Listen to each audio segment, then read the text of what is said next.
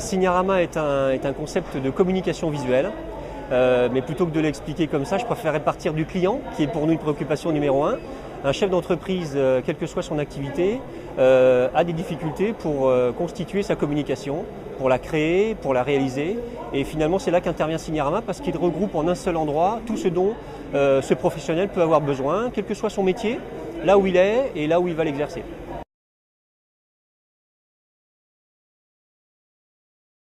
Avant tout, quelqu'un qui est tourné vers les autres. On a un métier où on va effectivement, dans une certaine mesure, les clients vont venir nous voir, donc on va les attendre et ils viennent nous voir, on se rend disponible pour ça, mais on va aussi beaucoup les voir, avec une clientèle donc, de professionnels uniquement. Il faut être donc très à l'écoute et curieux de leur métier, de leur situation, de qu'est-ce qu'ils veulent comme objectif pour leur entreprise, parce que la communication que l'on va constituer pour eux de manière sur mesure va les accompagner à atteindre ces objectifs. Donc ça, c'est la première chose, avoir une démarche commerciale et d'écoute importante. La seconde, évidemment, c'est de s'entourer d'une équipe. Donc ça veut dire qu'il faut avoir des capacités de management, comme on dit, donc d'emmener des gens autour de soi, des gens avec des compétences assez différentes des nôtres, des graphistes, des gens qui pensent, qui sont un petit peu artistes, des commerciaux évidemment, parce que tout ça ne dépend pas que de notre personne, et puis des gens qui installent, qui produisent. Donc on a une vraie petite usine en soi, donc des capacités de management importantes.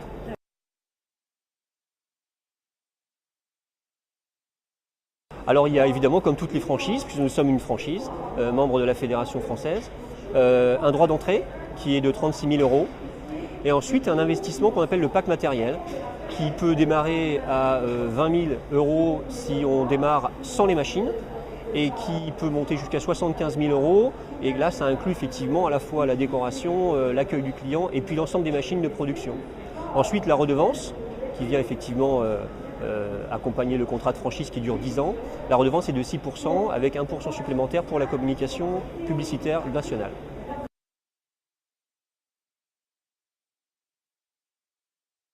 Parce qu'on utilise notre cerveau dans notre métier, parce que c'est ça la vraie richesse, bien évidemment, parce qu'il va aimer un métier qui n'a pas de routine, parce qu'il va aimer travailler avec nous, vraiment.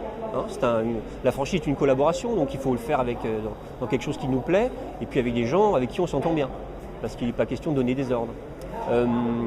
Aimer le commercial, aimer découvrir le métier des autres, de nos clients, aimer sa région aussi, parce qu'on a un fort développement et une aura locale, et puis on complète ça avec des plus gros travaux qui peuvent même aller jusqu'à l'international quelquefois.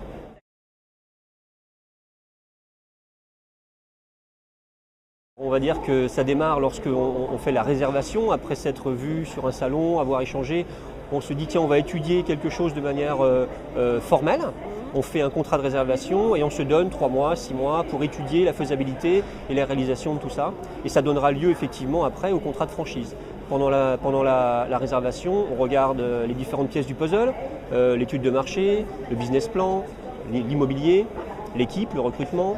Et lorsque tout ça est calé, on fait effectivement le contrat de franchise, et à ce moment-là, on a donc un accompagnement qui va commencer par une formation initiale, d'abord théorique, pendant 15 jours, qui peut se passer chez nous en France ou en Amérique. C'est la même information, parce qu'on est une franchise américaine au démarrage. On fête nos 30 ans d'ailleurs cette année. Et ensuite une formation pratique, en immersion dans le réseau, de plusieurs semaines, ça peut aller jusqu'à 4 à 6 semaines en fonction finalement de ce qu'il y a à apprendre et des points faibles du franchisé, de manière à ce qu'il se renforce et qu'on soit compétent. Et puis ensuite il y a une semaine d'accompagnement à l'ouverture, lorsque là on a le magasin qui est prêt et qu'on démarre. Ensuite, bien sûr, il y a un accompagnement au quotidien et puis plus ponctuel 2 fois par an où on a des réunions régionales et nationales. J'ai mangé l'information, mais oui, bien sûr, on fête nos 30 ans.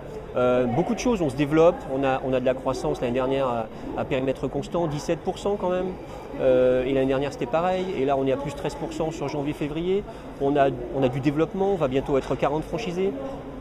Et effectivement, la marque fête ses 30 ans. L'idée est née à New York il y a maintenant 30 ans, dans la tête de Ray Titus, qui est le patron, le grand président de Signarama, et maintenant qui est devenu un groupe qui s'appelle l'UFG.